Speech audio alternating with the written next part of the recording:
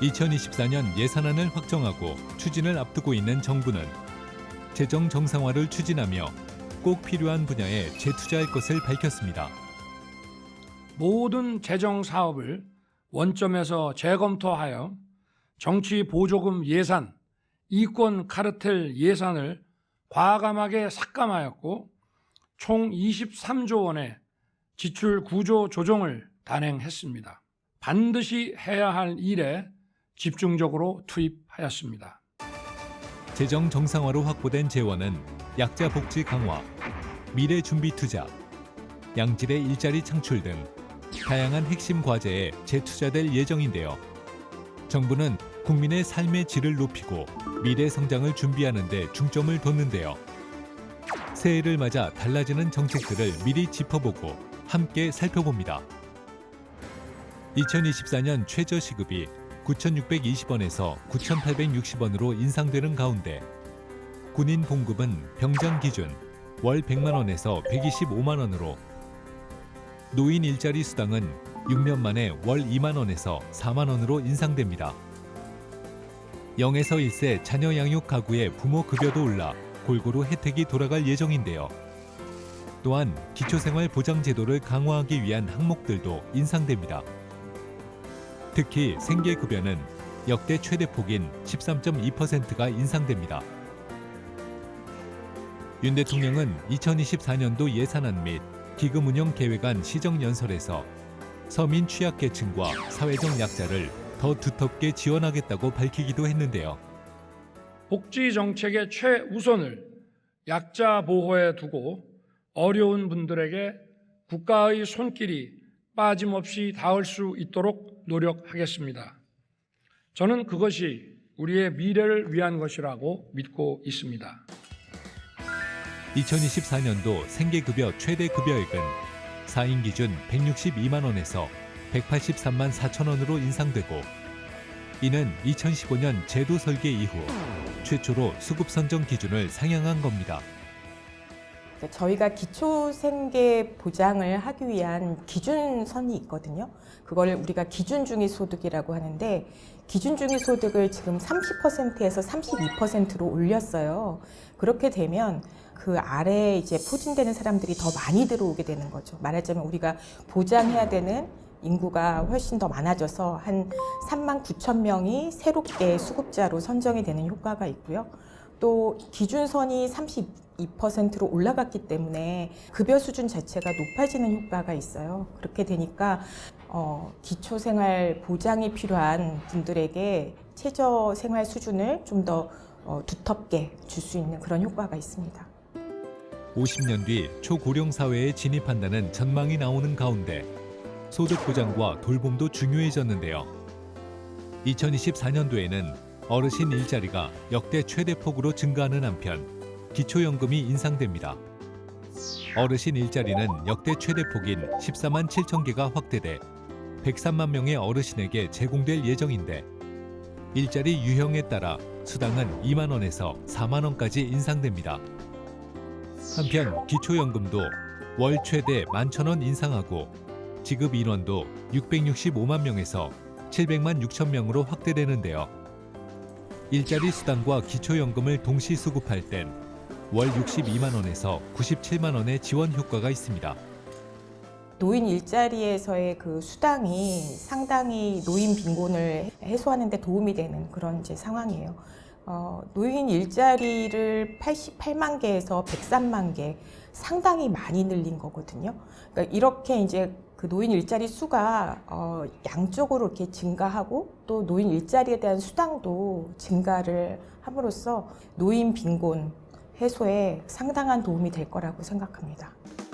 또한 가정에서 돌보기 힘든 최중증 발달 장애인에 대해서 돌봄 난이도에 따른 단계별 1:1 돌봄 체계를 구축해 가족의 돌봄 부담을 덜어주는 한편, 중증 장애인 부양 의무자 기준을 폐지해 본인 가구의 소득과 재산만을 고려해 적용할 예정인데요.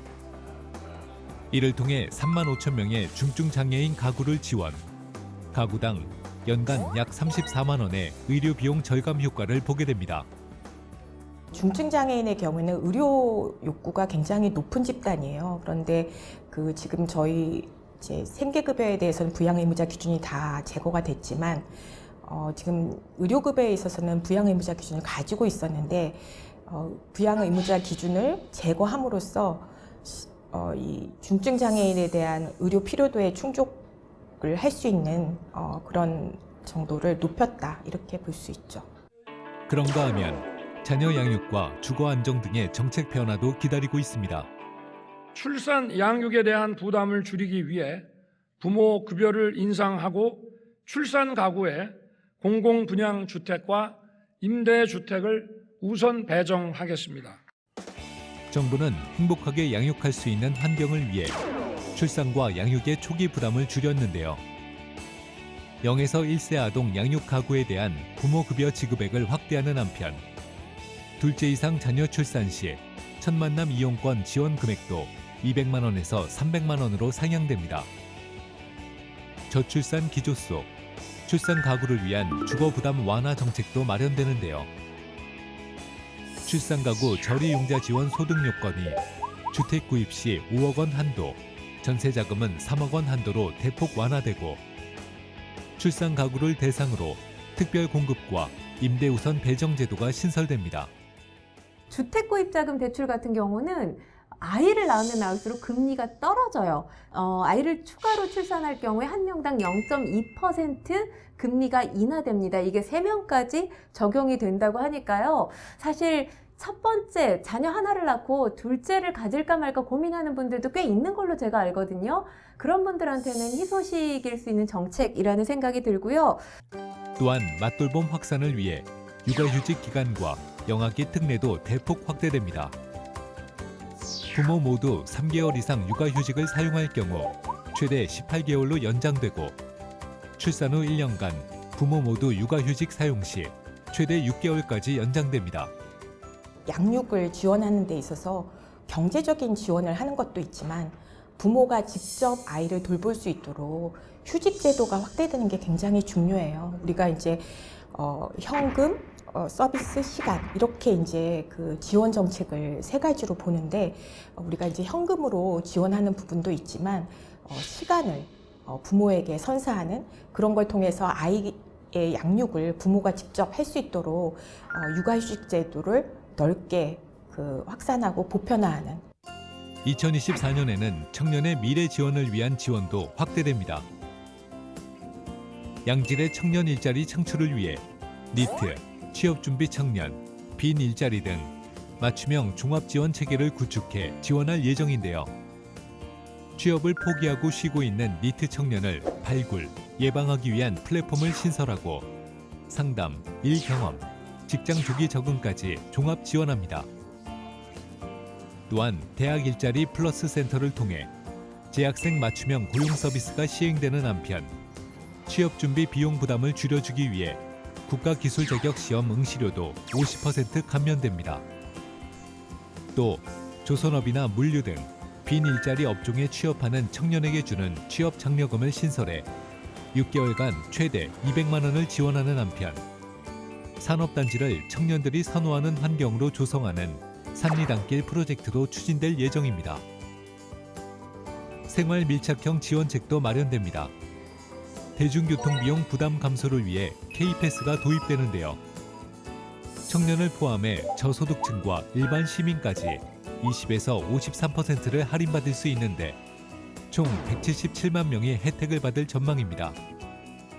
경영 부담을 겪는 소상공인과 자영업자를 위해 취약차주 소상공인을 대상으로 대환대출 금리를 평균 4%로 인하하고 인당 5천만 원씩 총 1만 명을 지원합니다.